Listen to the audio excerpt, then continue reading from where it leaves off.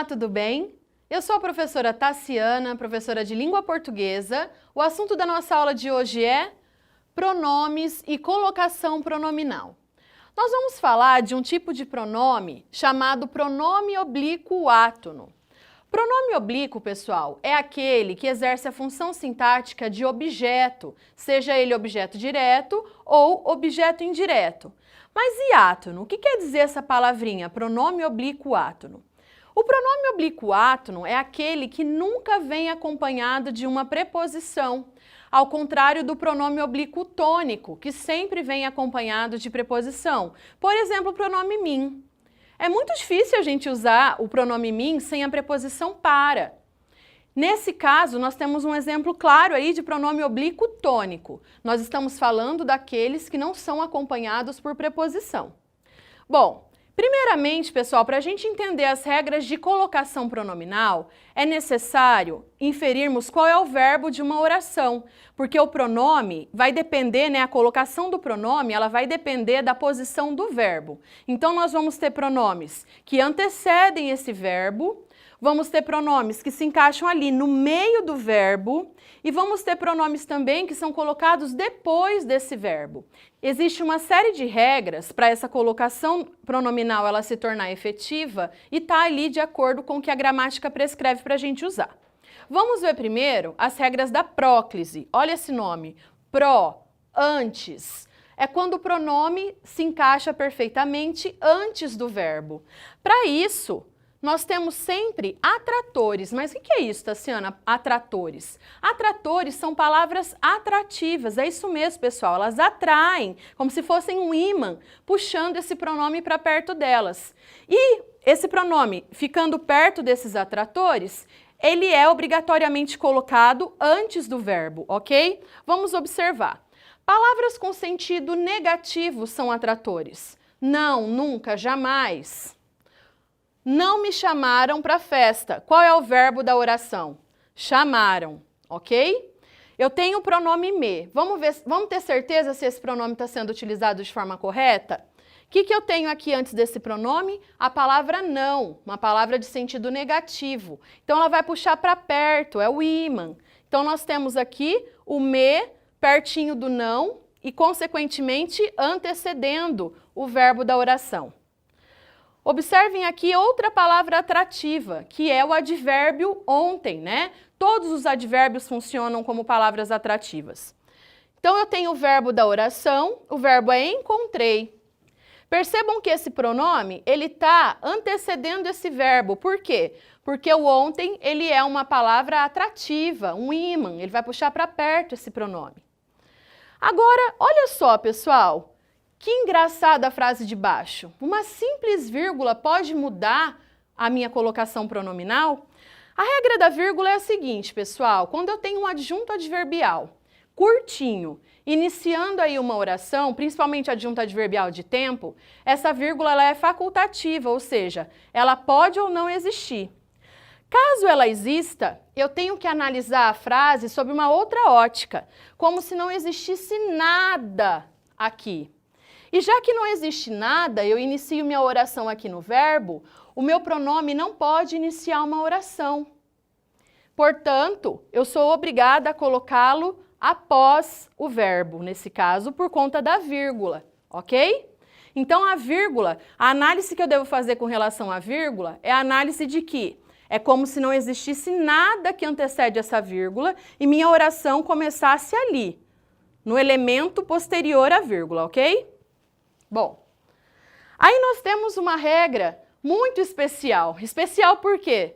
Porque, na verdade, a gente não fala dessa maneira. Nunca falamos, não é exigido que falemos dessa forma, mas nos documentos escritos, documentos que exigem aí um grau maior de formalidade, a redação do vestibular, a redação escolar, esse tipo de documento exige que a gente empregue aí o que a gente chama de mesóclise.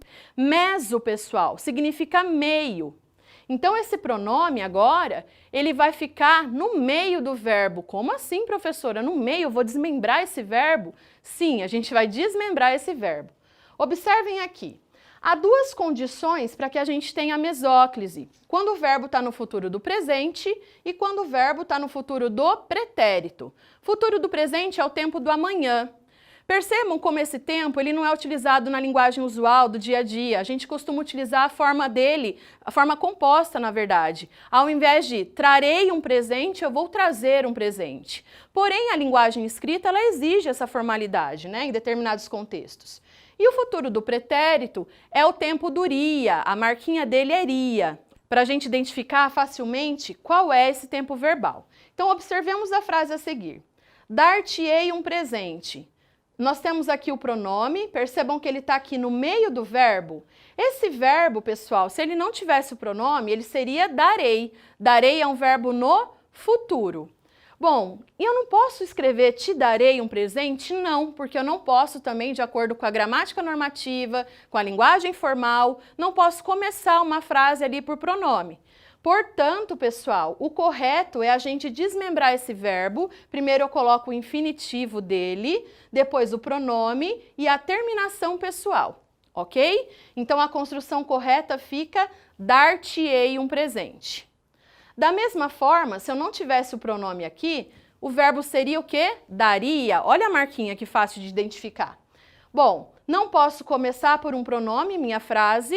Tem um futuro do pretérito, então, obrigatoriamente, na linguagem formal, eu coloco aqui a mesóclise, o pronome no meio do verbo. Como eu faço isso? Verbo no infinitivo e a terminação do outro lado, e o pronome no meio dos dois. Observem aqui essa frase, amanhã te darei um presente. Amanhã é um advérbio de tempo, é uma palavra atrativa. Lembra? Funciona como um ímã que puxa esse pronome para perto. Eu posso optar por colocar ou não a vírgula depois de amanhã, porque é um adjunto adverbial curto, adjunto adverbial de tempo bem curtinho. Nesse caso, eu optei por deixar sem a vírgula. Portanto, esse amanhã ele vai puxar esse pronome T para perto. Então, a regra da mesóclise aqui, ela não se cumpre. Por que ela não vai se cumprir? Então, eu sou obrigada a colocar a próclise para o pronome acabar ficando perto ali do advérbio amanhã. Ok? Que é uma palavra atrativa. Pô, professor, e se eu tivesse uma vírgula aqui, como que ficaria? Se eu tivesse uma vírgula, eu analisaria a frase daqui em diante. Ou seja, eu posso começar uma frase por pronome? Não, não posso. Portanto, eu seria obrigada a usar a mesóclise num contexto de formalidade. Olha só esse desenho, ele mostra claramente pra gente qual é a posição do pronome diante do verbo, no meio. E por fim, temos a ênclise, que é quando o pronome fica depois do verbo. Pessoal, no português de Portugal, a ênclise ela é corriqueira, ela é usada na linguagem falada, na linguagem escrita, ela é exigida em todos os momentos de comunicação. Porém, no português falado no Brasil, a ênclise é algo que a gente tem que deixar ali só para os contextos bem formais de comunicação e para os contextos bem formais de escrita, tá? Então, como eu já disse anteriormente, nós não podemos iniciar uma frase por pronome. Então, olha lá, início de oração, empresta-me o lápis, mas é claro que você está ali, na sala de aula, diante de um contexto informal, com seu melhor amigo, você não vai falar, ô, me empresta-me o lápis, chega a ficar até pedante, né? Bom, então, empresta-me o lápis se a situação exigir formalidade. Temos também o imperativo afirmativo, dá-me o lápis. Dá-me sua mão. Olha como fica formal, pessoal. No dia a dia, a gente também não usa a ênclise para notificar esse imperativo junto a esse pronome, tá? Mas, no contexto de formalidade, não nos esqueçamos da regra. Aí nós temos também o gerúndio. E a regra do gerúndio também ela pode ser inferida aqui no caso por conta da vírgula. Lembra que eu falei para vocês? Quando nós temos uma vírgula, a gente analisa a frase como se não existisse nada antes dela. Esse, pessoal, é um erro que vocês têm bastante na redação escolar. No vestibular também é um erro muito corriqueiro, responsável por tirar nota da gente aí.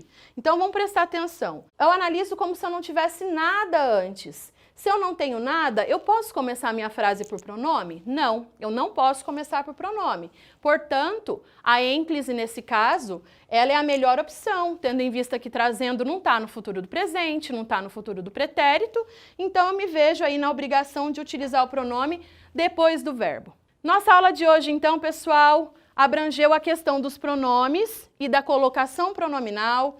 Vimos as regras da próclise, da mesóclise e da ênclise. Valeu, até mais!